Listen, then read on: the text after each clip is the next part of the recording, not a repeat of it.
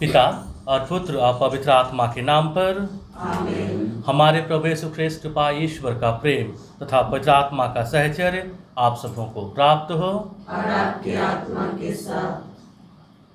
आइए हम ईश्वर को धन्यवाद देंगे जब हम इस मुसलमान में भाग लेने के लिए आए हुए हैं। आज के पहले पाठ में हम लोग सुनेंगे कि एली सामुएल को सहायता करता है कि किस प्रकार से ईश्वर के बुलाहट को प्रत्युत्तर देना है। और सुसमाचार में प्रभु कई प्रकार की बीमारियों से लोगों को चंगाई प्रदान करते हैं। तो आइए इस बलिदान में भागने से पहले अपने दिल की जांच करें और दिल की जांच करते हुए अपने आप को इस बलिदान के लिए तैयार करें।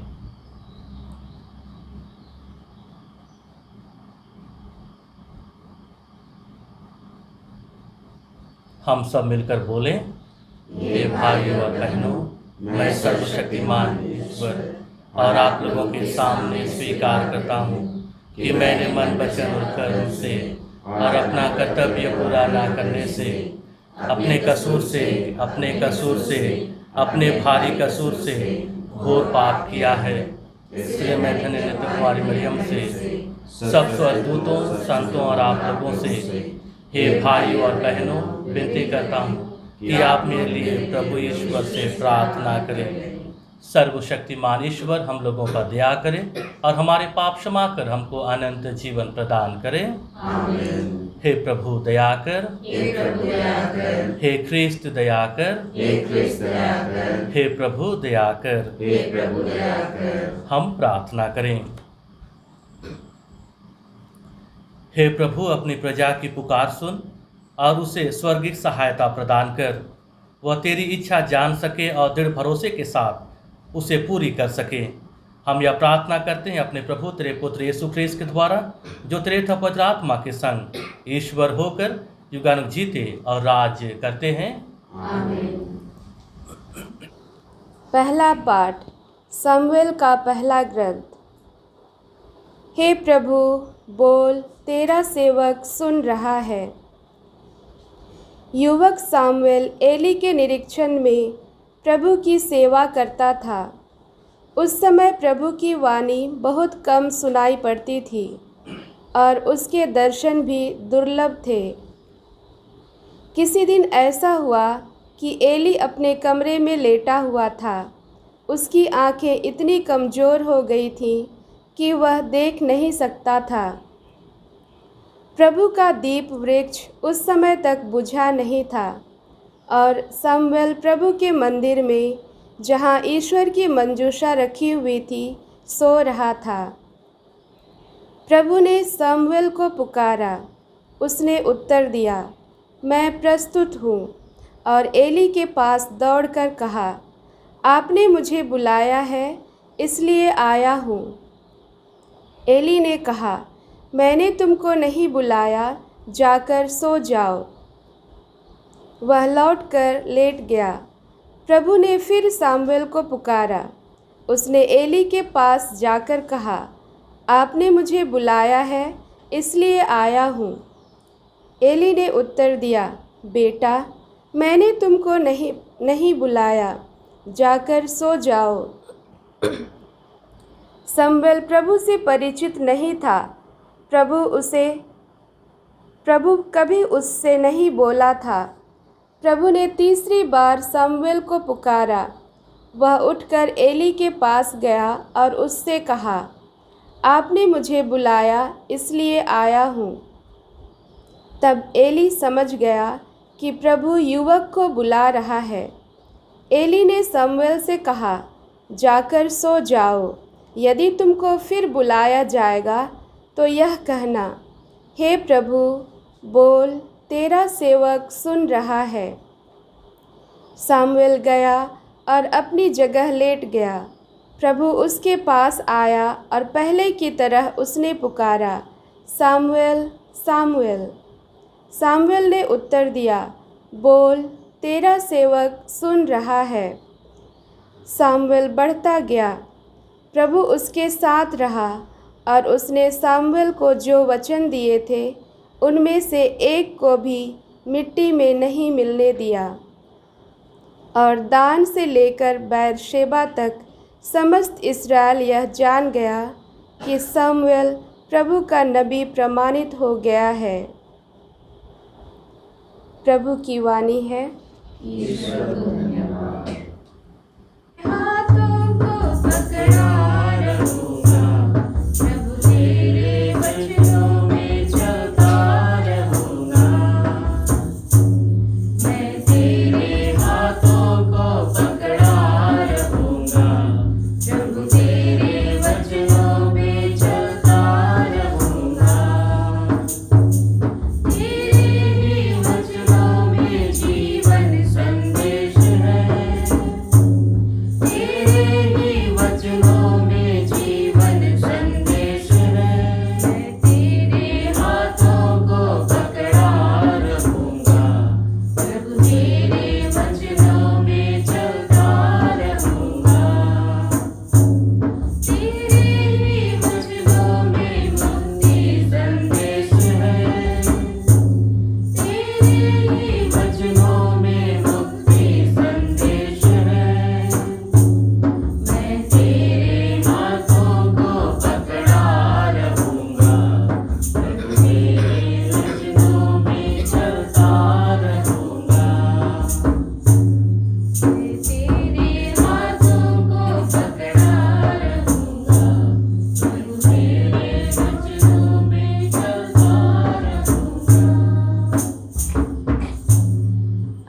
Alleluia, alleluia, alleluia, Alleluia, Alleluia।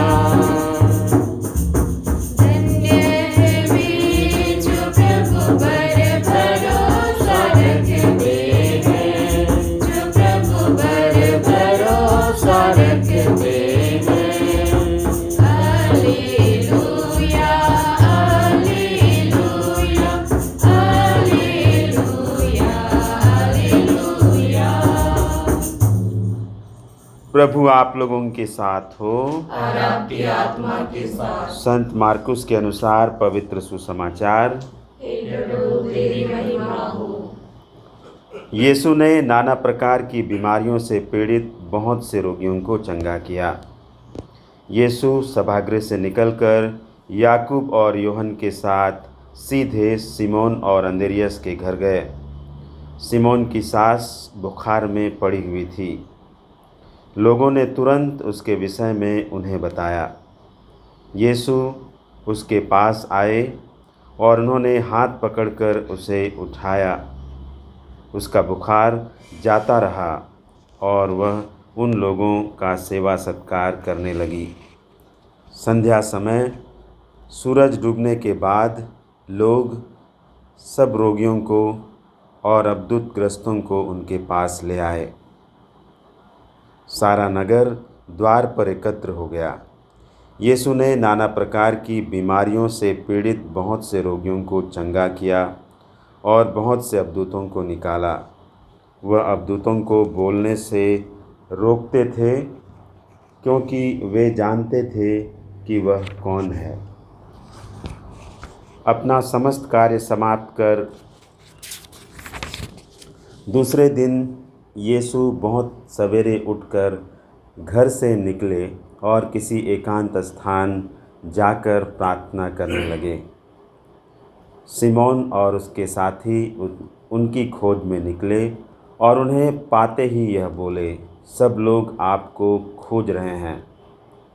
यीशु ने उन्हें उत्तर दिया, हम आसपास के कस्बों में चलें, मुझे वहाँ भी उपदेश देना है, इसीलिए तो आया हूँ। और वह उनके सभागृहों में उपदेश देते हुए और अबदूतों को निकालते हुए सारी गलीलिया में घूमते रहते थे। प्रभु का सुसमाचार। हे क्रिस्त तेरी स्तुति हो। जब हम सामाजिक जीवन जीते हैं तो हमारी तीव्र इच्छा होती है कि लोग हमारा मान सम्मान करें, हमारा प्रतिष्ठा हो और हमें पब्लिसिटी मिले। और अक्सर जब हम इन चीज़ों के फिराक में रहते हैं, पाने के फिराक में रहते हैं, तो हम अपने उद्देश्य से भटक जाते हैं। लेकिन इसके विपरीत प्रभु यीशु ख्रिस्त को मान सम्मान, प्रतिष्ठा, पब्लिसिटी की कोई चिंता नहीं थी। उसके लिए वे कार्य नहीं करते थे और इसीलिए वे अपने उद्देश्य से नहीं भटकते हैं। प्रभु मान सम्मान या कहें पब्लिसिटी नहीं पाना चाहते थे। उसके कारण है, पहला कि वे विनम्र थे, उनमें अहम की भावना नहीं थी और वे इस पर विजय पाई थी जब उन्होंने मरुभूमि में शैतान जब उन्हें परीक्षा लिया था तो उन्होंने उस अहम से, उन्होंने उस पब्लिसिटी से, चीप पब्लिसिटी से उन्होंने विजय पाई थी। दूसरा, प्रभु पब्लिसिटी इसलिए नहीं चाहते थे क्योंकि पब्लिसिटी उनके उद्देश्य में, एक प्रकार से कहें मकसद में बाधक था और इसीलिए वे अबदूतों को भी बोलने से रोकते थे। तीसरा, प्रभु इसलिए पब्लिसिटी नहीं चाहते थे क्योंकि प्रभु गांव-गांव और नगर घूमते थे। अगर लोग उनकी पब्लिसिटी करेंगे तो उनके लिए एक प्रकार से ये बाधक सिद्ध होगा और इसीलिए भी वे पब्लिसिटी नहीं चाहते थे। और चौथा, प्रभु इसलिए पब्लिसिटी नहीं चाहते थे ताकि वे एकांत में प्रार्थना कर सकें, क्योंकि पब्लिसिटी एकांत में प्रार्थना करने के बाधक हो सकता है। और इसीलिए प्रभु नहीं चाहते थे कि लोग उसके बारे में बोलें और फिर उनकी पब्लिसिटी इतना बढ़ जाए कि उनका मकसद पूरा ना हो सके। पब्लिसिटी किसी व्यक्ति के लिए एक प्रकार से सेल्फिश का कारण बनता है और इसीलिए आइए हम प्रभु का अनुकरण करें और विनम्र बने।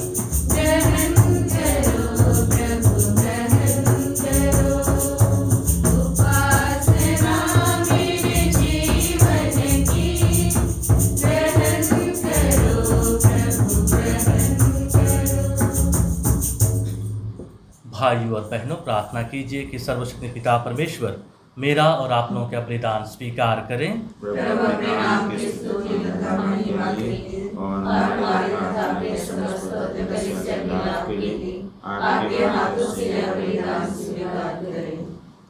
हे प्रभु, अपनी प्रजा की भेंट कृपा पूर्वक स्वीकार कर यह हमें पवित्र करे, ताकि हमारी विनम्र याचनाएं तुझे सुग्राह्य हो सके। हम यह प्रार्थना करते हैं अपने प्रभु ख्रीस्त के द्वारा। आमीन। प्रभु आप लोगों के साथ हो और आपके आत्मा के साथ। प्रभु में मन लगाइए। हम प्रभु में मन लगाए हुए हैं। हम अपने प्रभु ईश्वर को धन्यवाद दें। यह उचित और न्याय संगत है। हे प्रभु पवित्र पिता, सर्वशक्तिमान और शाश्वत ईश्वर, यह वास्तव में उचित और न्याय संगत है। हमारा कर्तव्य तथा कल्याण है कि हम सदा और सर्वत्र तुझे धन्यवाद दें। तूने प्रेम से प्रेरित होकर मनुष्य की सृष्टि की और न्याय के अनुसार जब वह अपराधी ठहराया गया तो दया करके तूने हमारे प्रभु यीशु ख्रीस्त के द्वारा उसका उद्धार किया।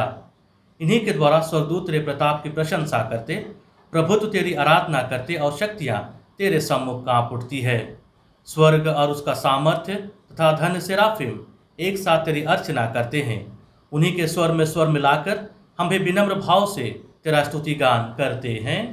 पवित्र पवित्र पवित्र प्रभु मंडल के ईश्वर, स्वर्ग और पृथ्वी तेरी महिमा से परिपूर्ण है। सर्वोच्च स्वर्ग में होशाना। धन्य है वे जो प्रभु के नाम पर आते हैं। सर्वोच्च स्वर्ग में होशाना।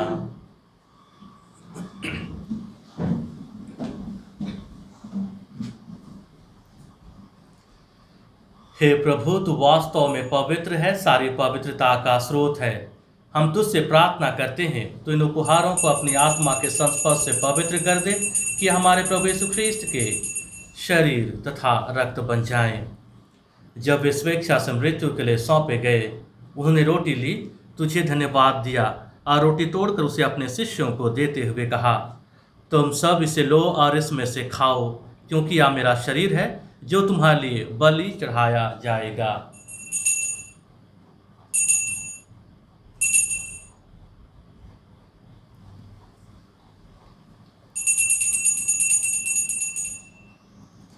इसी भांति भोजन के बाद उन्हें कटोरा लिया, तुझे धन्यवाद दिया और उसे अपने शिष्यों को देते हुए कहा, तुम सब इसे लो और इसमें से पियो, क्योंकि यह मेरे रक्त का कटोरा है, नवीन अंत व्यवस्थान का रक्त, जो तुम्हारे और बहुतों के पापों की क्षमा के लिए बहाया जाएगा।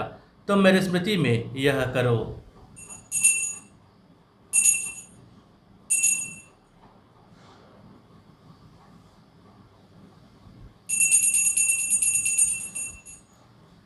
यह है हमारे विश्वास का रहस्य। हे प्रभु, हम तेरी मृत्यु और उत्थान की घोषणा तेरे पुनरागमन तक करते रहेंगे। इसलिए हे प्रभु, हम ख्रीस्त की मृत्यु और उत्थान की स्मृति में तुझे जीवन की रोटी और मुक्ति का कटोरा चढ़ाते हैं। हम तुझे धन्यवाद देते हैं कि तूने हमें अपने सम्मुख उपस्थित होने और अपनी सेवा करने का सौभाग्य प्रदान किया है।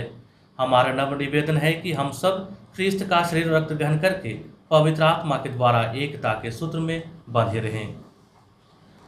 हे प्रभु, हमारे संत पिता फ्रांसिस, हमारे धर्माध्यक्ष सेल्वराज और सभी याजकों के साथ विश्व भर में फैली अपनी कलीसिया के सुधीले तथा इसे प्रेम में सिद्ध बना दे। हमारे उन भाई बहनों की भी सुधीले जो पुनरुत्थान की आशा में परलोक सिधार चुके हैं, उन्हें और सब मृतकों को अपने पुण्य दर्शन का सौभाग्य प्रदान कर हम सब पर दया दृष्टि डाल के हम भी अनंत जीवन के सहभागी बने। और ईश्वर की माता धन्य कुमारी मरियम, उनके वर धन्य योसेफ, धन्य प्रेरितों तथा सब संतों के साथ जो युग युग में तेरे प्रति विश्वस्त बने रहे, तेरी स्तुति और महिमा कर सकें तेरे पुत्र यीशु ख्रिस्त के द्वारा।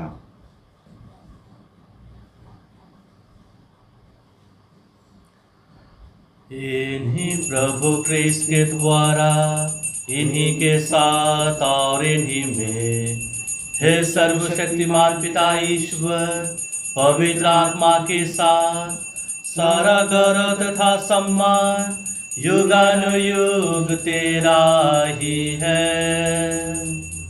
आमीन, आमीन, आमीन।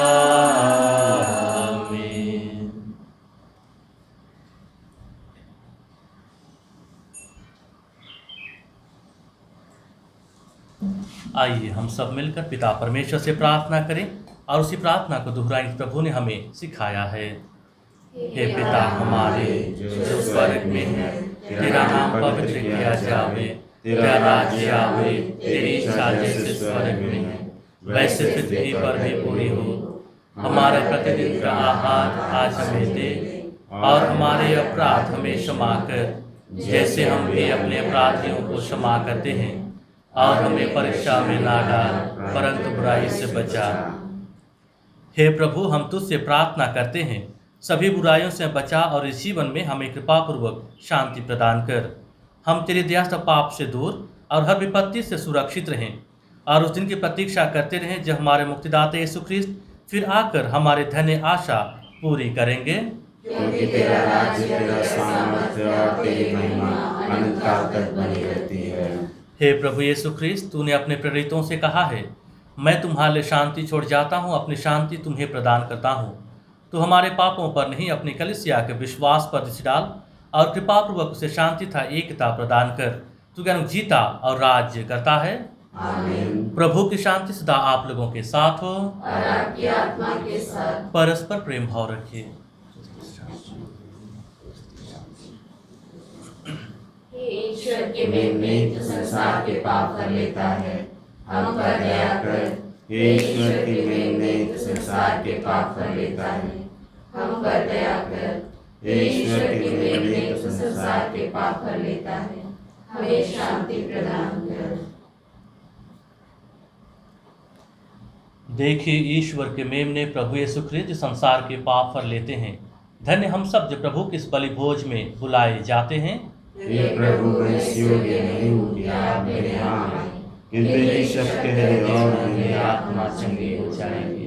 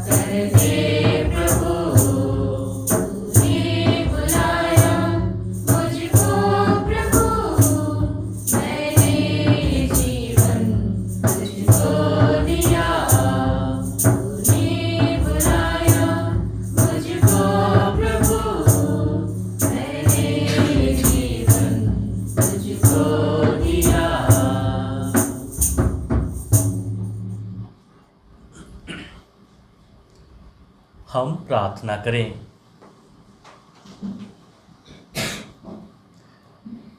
हे सर्वशक्तिमान ईश्वर, तू अपने संस्कारों द्वारा हमारा नवनिर्माण करता है। ऐसी कृपा कर कि हम अपने सुयोग्य आचरण द्वारा तेरी सेवा करें।